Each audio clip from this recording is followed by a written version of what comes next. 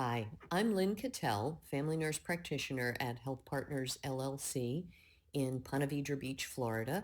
And today I'm going to talk about optimizing immune system from a functional medicine approach. Our website, if you want additional information or links, healthpartnersllc.net, and our office phone number, 904-373-0942. So I think this topic is particularly relevant right now with all of the concerns about coronavirus COVID-19 and, how do we keep our immune system functioning properly? From the functional medicine approach, it's really to mount a strong defense is our best offense. So preventing any form of infection is obviously, through a strong immune system is obviously desirable, much more desirable than having to deal with that immune system. So this is the first in a series of presentations that I'm kind of launching to give people a little bit more information. They're going to be fairly basic, but at least will give you an overview of things. And in this first part, I just wanted to talk about our immune system and how it operates to help you kind of be thinking more along the lines of how do I maximize my immune function. So I'm going to talk about the different lines of defense, how your immune system helps to prevent illness, and how it responds to illness. And then this series won't spend a great deal of time, this particular presentation, on how do we keep our system healthy. My follow-on presentations will discuss that much more specific, but this will be more of a broad brush overview. So that said, we think about our immune system. There are really two main parts to it, if you will. We have our nonspecific or innate immune system, and then we have our specific or adaptive immune system. And I think this diagram does a great job of sort of laying it out in very simple terms. If you start at the bottom of the diagram, here are the invading enemies, and they can be anything from funguses to cancer to parasites to viruses such as the COVID-19 to bacteria. What happens is the first line of defense of our body is mechanical barriers like skin, chemical barriers like we think about stomach acid and the effect that that has on killing certain pathogens in perhaps the food we might eat, the mucus we produce in our nasal passages. Certainly tears help to keep bacteria out of the eyes. And then reflexes like sneezing or coughing, those are the first line of defense. And they're part of, if you look on the left-hand side of the diagram, the non-specific immunity. So those are sort of the things that God made us to have. They're the initial part of it, as is the second line. Second line, we have a number of protective proteins that come to bear with pathogens. We have phagocytes, which think about them as, they're the guys that eat up the bad guys, the good guys. And then we have natural killer cells, which are really your army, and they kind of target the pathogens. And then inflammation and fever is really our body's response to, here's a pathogen, let's go after it. And in particular, when we think about certain viruses and flus, we have fever associated with them, and certainly with COVID-19 we do as well. Well, if the first and the second line of defense aren't effective against an invading pathogen, that's where we get into the third line of defense, or the specific adaptive immunity, if you will.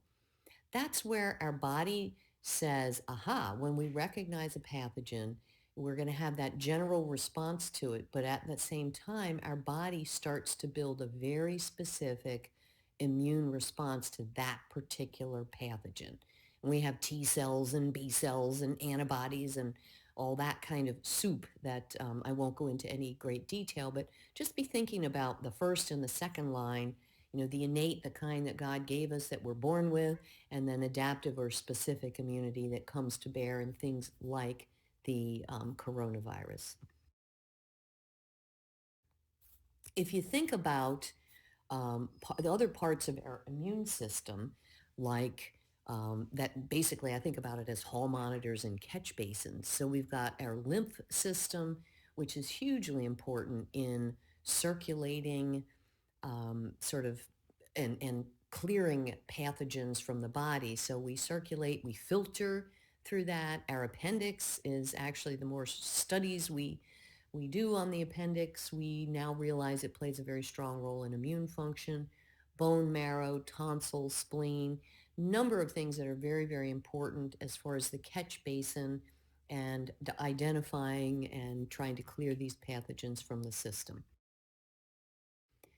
So this is kind of a great diagram too when you think about it, the physical and chemical barriers. And it's again going back to that first line of defense, the skin, the tears, and then the fence. I love, some pathogens are going to get through. We're not going to be able to completely protect. And then sometimes the backup is needed.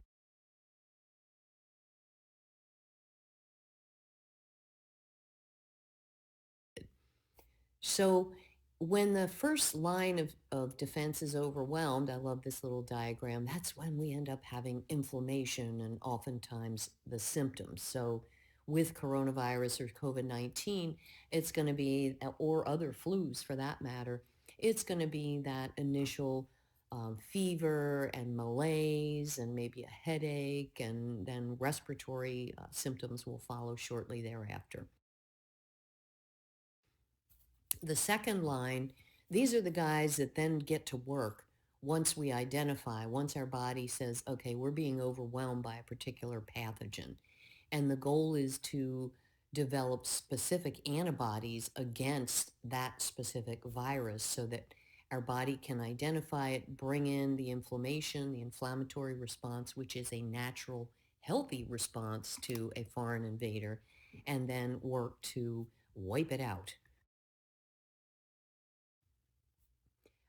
It's not simple or easy. It's a very, very complex system that we have, but I think just understanding the basics of that first line of response and then that second or third line of defense and how things get more and more specific and more targeted. Now, certainly specific or adaptive immunity can take days or weeks to fully develop.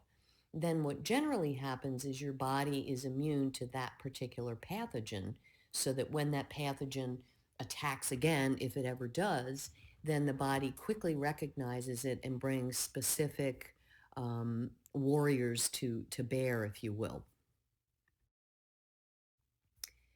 As far as the players, there are all kinds of different players, different kinds of cells, very specialized for different functions in the immune system. And this is kind of a neat little card game, if you will, overview. We have everything from eosinophils, which we hear about in allergic reactions, to B cells, to CD8 T cells, to neutrophils and macrophages, et cetera. And I'm not going to go into details here because obviously it's more about understanding that there are a lot of players.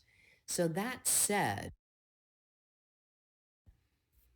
the important part is how do you build that complete deck of immune cards, if you will, so that when you are exposed to a pathogen, you will be able to respond in an effective manner or as effective a manner as possible.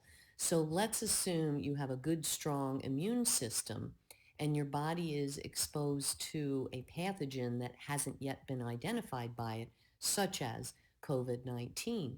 Are you going to get sick? Well, certainly, yes, you're going to get sick. You're going to have symptoms because your body is struggling to figure out how to respond and to mount a specific or adaptive immune defense against that particular pathogen. But if you start off with a lot of soldiers on the battlefield or at least patrolling, then the idea behind that is you start with a strong immune system. Then when the foreign invader arrives or attacks, you're already ahead of the game.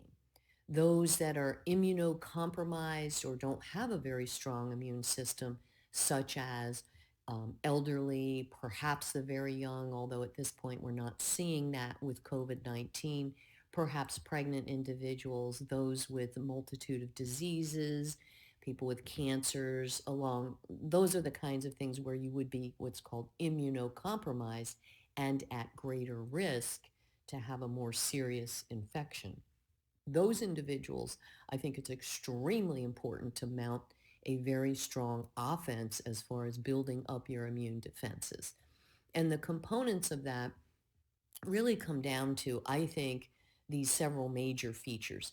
Diet, when we think about diet, food is medicine. This is sort of the basic tenet of functional medicine, is that food, what we eat, we are what we eat.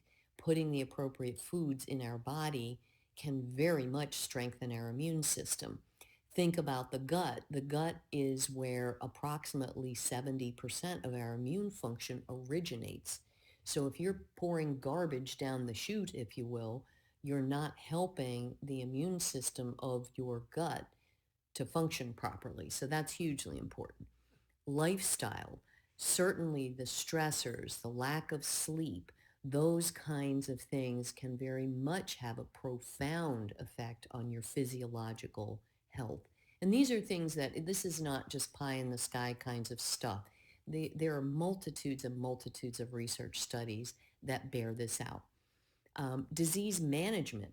Do you have a disease? Is it well managed? Do you have diabetes?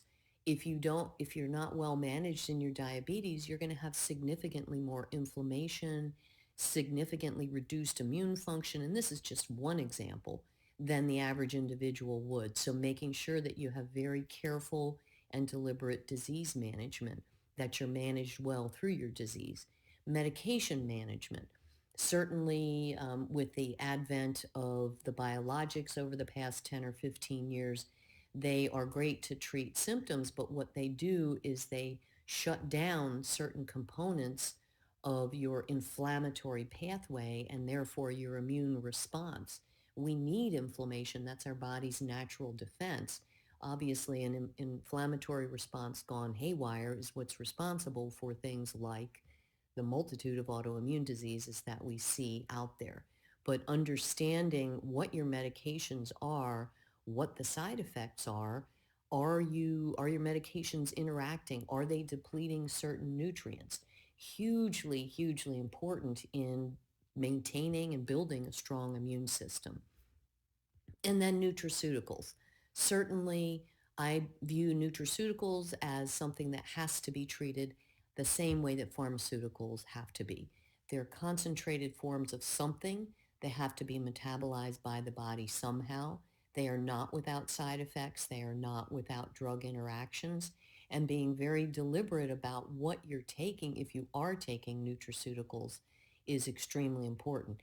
Now, in my next section, I'll be talking about several nutraceuticals that can and have been shown to have very strong ability to actually induce the system to strengthen immune response, and then also many of them have very strong antiviral properties. So that's something to be thinking about for the next section, which at this point I'm going to leave it here, and we're going to move on. The next presentation, which I hope to have up in the next few days, if not tomorrow, is really going to talk in more detail about how do you build that complete deck of immune cards.